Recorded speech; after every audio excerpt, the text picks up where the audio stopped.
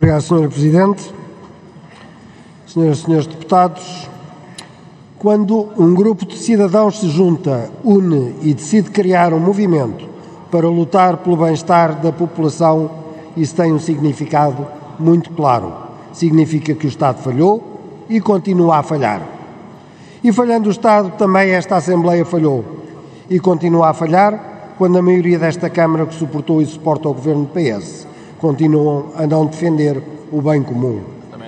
Todos sabemos as condições degradantes que, na sua maioria, se encontram os estabelecimentos para idosos que o Governo mantém hoje em dia e desde há muitos anos. Quero, por isso, saudar na pessoa dos senhores peticionários que, num gesto de coragem e de cidadania democrática, lutam pelo bem comum e não têm medo de defender aquilo em que acreditam e que sabem que é justo. Muito bem. Senhores deputados, saibam algumas destas bancadas colocar o vosso olhar no exemplo destes cidadãos de bem e também, como eles, defender sempre o bem comum contra ideologias cegas e doentias e interesses instalados. O comportamento exemplar destes peticionários, senhores deputados, é o que nos últimos dias o partido chama de ética republicana, mas que infelizmente na sua prática e ação política não aplica. Um simples exemplo, a cegueira socialista continua irresponsavelmente a chumbar todas as propostas do Chega e continua a dar mão aos interesses instalados deste sistema. Como diz o povo, e já foi aqui hoje citado, bem prega Frei Tomás, faz aquilo que ele diz e não aquilo que ele faz. Senhor Presidente, senhores deputados, Portugal tem nos dias de hoje, segundo os dados do INE, quase 2,5 milhões de pessoas com idade igual ou superior a 65 anos, tendo este número vindo a aumentar em consequência do inverno demográfico provocado pelas políticas socialistas. Só nos últimos 10 anos verificou-se um aumento de 20%, de mais de 20% de idosos. Senhores deputados, sabem que mais de 88% dos nossos idosos estão em risco de pobreza e que cerca de 1,7 milhões recebem de pensão menos que o ordenado mínimo?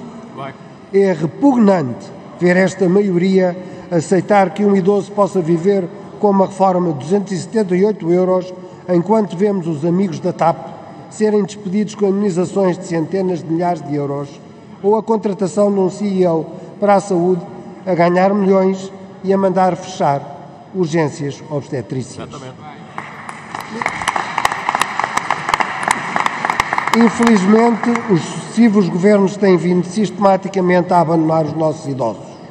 A realidade que se vive em Odivelas, e que conheço bem, não é um caso isolado. É revoltante encontrar centenas de situações idênticas a esta que os peticionários hoje nos trazem. Nesta Assembleia, na anterior legislatura, pela voz do deputado André Ventura, e também já na atual legislatura, apresentámos propostas que a maioria reprovou. Querem exemplos? Atualização das pensões, que no primeiro passo iria equiparar a pensão mínima ao valor do IAS e que no fim desta legislatura nenhum idoso teria pensões inferiores ao ordenado mínimo. Reprovado. Cheque idoso para a mensalidade em lar privado quando não houver resposta em tempo útil na rede pública solidária. Reprovado. Cheque idoso. Programa de alargamento. Posso continuar? Muito obrigado. Programa de alargamento da Rede Nacional Solidária. Programa de alargamento da Rede Nacional Solidária de lares de idosos, dando prioridade às zonas mais necessitadas, como é o caso de Odivelas, reprovado. Subsídio digno aos cuidadores informais, reprovado. Programa de apoio às famílias para acompanhamento dos seus avós, reprovado. Todos estes projetos foram reprovados pelos senhores deputados, mas os Chega e os portugueses sabem, e os senhores também, que mais cedo ou mais tarde estas propostas vão ser aprovadas, quando forem copiadas pelas forças totalitárias e votadas novamente. Peço que conclua, Sr. Deputado. Como, por exemplo, fizeram com o alargamento da gratuitidade das creches aos estabelecimentos privados, por nós apresentada, que a Geringonça chumbou.